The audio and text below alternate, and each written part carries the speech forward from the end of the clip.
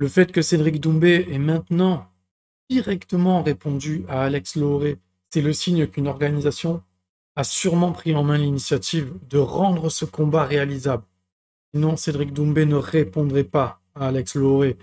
Cette organisation, on la connaît, c'est sûrement le PFL, ce sera sûrement sur DAZN en pay-per-view. Non, je rigole, ça va spam Telegram et Discord comme pour la Ligue 1. Allez, c'est parti.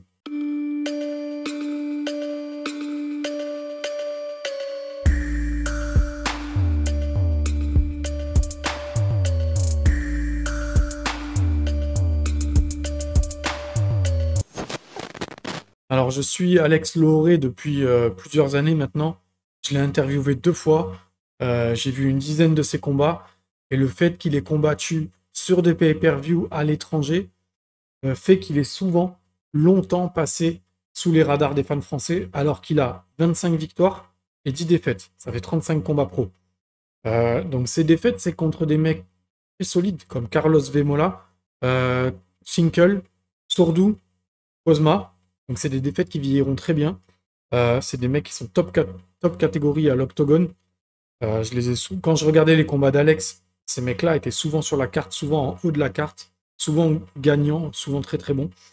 Donc par exemple, pour le citer que lui, Carlos Vemola, c'est un monument de l'organisation. Alex, il a aussi une split contre Leandro Silva. Donc ça, c'est au jet de pièces. Et il a une défaite qui vieillira très bien également. C'est celle contre Niklas Dalby, qui est encore à l'UFC actuellement. Concernant Cédric Doumbé, c'est plus facile de le présenter parce qu'il y a beaucoup moins de combats. La seule vraie référence à très haut niveau sur notre sol, c'est Baki. L'avantage qu'il a, c'est que c'était en France, sur des chaînes plus accessibles à chaque fois pour le public. Donc à part Baki, c'était sur DAZN aussi. Pour le reste, c'était très facile de voir les combats de Cédric Doumbé. Gratuitement d'ailleurs. Donc déjà qu'on le connaît pour qui il est, on a aussi eu la facilité de suivre son début de carrière MMA, qui a été plus facilement mis en avant que celui d'Alex Looré. Donc ça, c'est le premier point piège. Voilà, les gros fans, ils vont arriver. Clairement, ils vont dire, ouais, c'est qui ce mec? C'est qui Alex Looré? C'est qui machin? Alors, Alex Looré, on va le présenter. Pour quelqu'un qui ne le connaît pas trop, par exemple, la phase de trash talking qu'il a eu, on peut penser qu'il a besoin de lumière, qu'il a besoin d'argent, et que peu importe le résultat, c'est ça de prix. Voilà. Et plus tu connais Alex, plus tu connais les mecs qu'il a affrontés, les domaines dans lesquels il excelle, les challenges sportifs en zone hostile, donc ça fait 3 points, plus tu vas réaliser que c'est réellement lui le chasseur, et que dans l'histoire, il a zéro pression. Donc effectivement, la lumière et l'argent, on va pas cracher dessus. Déjà, tu affrontes Doumbé. Tu prends de la lumière et de l'argent. Et alors, si tu le bats, en plus de ça, tu prends une hype terrible, surtout sur le territoire français. Et justement, il y a un réel potentiel de voir Cédric Doumbé perdre ce combat, que ce soit par soumission, à la décision, mis à terre. Voilà, et il n'y aura pas besoin d'une écharpe pour ça. Connaissant Alex, gros puncher. Voilà, il y a moyen. En fait, c'est pas un combat où tu peux te dire ouais, mais s'il gagne, ce sera sûrement que à la lutte, parce qu'il affronte un gros lutteur. Ouais, mais s'il gagne, ce sera sûrement parce que c'est un mec du JB, il va le soumettre. Non, Alex Looré, il est complet.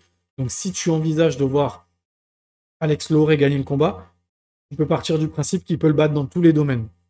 Le seul domaine, sur le papier, le seul domaine où je vois dans lequel Alex Looré devrait se sentir moins bon que Cédric Doumbé, c'est la puissance de frappe. Mais c'est difficile à quantifier. Mais ça paraît quand même évident. C'est quelque chose qui paraît quand même évident. Les déplacements, la puissance de frappe de Cédric Doumbé, c'est quand même des points qui sont très très forts. Le problème qui se présente, c'est que Alex l'aurait assigné au Brave. Alors on a déjà vu le Brave plusieurs fois libérer ses athlètes pour d'autres challenges, sachant qu'à son retour, il sera sûrement encore plus coté. Il a déjà 2 victoires dans l'organisation au premier round. Donc pourquoi pas le remercier et le fidéliser, lui qui sort d'une fin de contrat qui avait l'air un petit peu compliquée avec l'Octogone. Donc je sais pas, au Brave et à l'Octogone, il y a une multitude de bons grappleurs qu'il n'y a pas forcément au PFL. il a vraiment eu un parcours difficile. Et je pense, clairement, que c'est pas lui qui craint ni le striking, ni le grappling de Cédric Doumbé. Ça, c'est le point, pour moi, les plus importants concernant Alex Lauré. Et concernant Cédric Doumbé, est-ce qu'il a des intérêts à prendre ce combat? Le problème, c'est les risques pris. Il faut réfléchir à la bourse que ça va engendrer. Parce que quand tu affrontes quelqu'un comme Alex Lauré, ben, moi j'adore Alex Lauré, mais la vérité, c'est qu'on ne sait pas s'il est vendeur sur le territoire français. Je pense qu'il le sait. Et faire le poids, affronter un adversaire peut-être aussi complet et aussi dangereux que Baki, mais avec des années d'expérience en plus dans tous les domaines.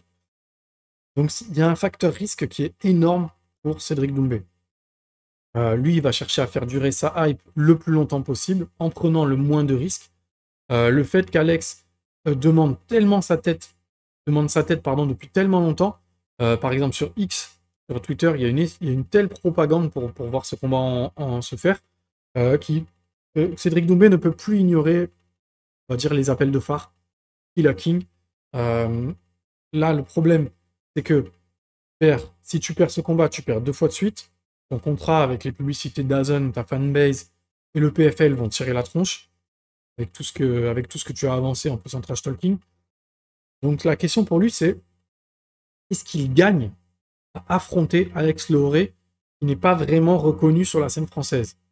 Alors que pour Alex Lauré, la même question, elle a déjà beaucoup plus de sens et beaucoup plus d'intérêt. Lui qui a justement besoin presque une reconnaissance sur le territoire français, les enjeux ne sont pas les mêmes en fait selon là où on se place. Donc voilà, ça explique aussi pourquoi peut-être Cédric Doumbé a mis longtemps avant de répondre à Alex Lauré. Concernant le PFL, parce qu'on va parler un petit peu du PFL. Là, on voit par exemple Cédric Doumbé, il répond beaucoup plus directement, beaucoup plus durement et beaucoup plus sérieusement. Il joue le jeu, je pense, à des patrons du PFL, des promoteurs, en ouvrant les possibilités sur les premiers call-out qu'a fait Alex Lauré. Il n'aurait jamais répondu comme ça s'il n'y avait pas eu de fumée sans feu, j'ai envie de dire, de la part du PFL. Donc je pense qu'ils ont donné leur feu vert pour un éventuel combat contre Alex Lauré. Parce que Cédric Doumbé, il perd pas son énergie à répondre s'il n'y a rien, en fait. Je pense que là-dessus, on est tous d'accord. Il va pas perdre de temps à répondre à tous les gens qui le call-out si le PFL ne lui donne pas, entre guillemets, la validation de le faire. Si jamais ça se concrétise, contractuellement, c'est peut-être le point le plus difficile pour Lauré, c'est d'être disponible immédiatement. Ça, c'est la grosse question que moi je me pose. Je les voyais bien s'affronter en février au départ, avant le Ramadan qui est en mars. Ça, c'est s'il n'y a pas de contraintes administratives, s'ils sont chauds, s'ils signent tous les deux. Mais après, il faut être réaliste. Je pense que le mieux, c'est de les voir s'affronter en juillet 2025. Il y aura une petite récupération post-Ramadan, donc qui aura lieu donc en gros de mars à avril. Ça fait mai, juin, juillet pour bien récupérer. Et donc le combat pourra avoir lieu fin juillet, début août. Voilà, je ne sais pas ce que vous en pensez.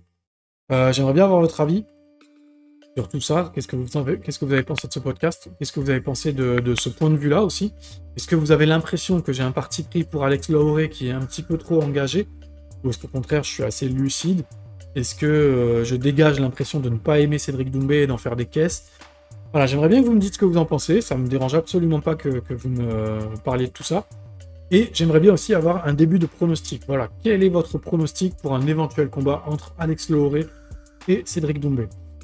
On n'oublie pas d'aller s'abonner. L'abonnement, c'est très important. On active la petite cloche pour suivre tout ce qui se passe. Et on remercie le partenaire Others. Voilà, Others qui fournit le post-workout, les barres protéinées et le Barlou Booster. On a 10% avec le code MMAClub10 tout attaché sur le site othersnutrition.com.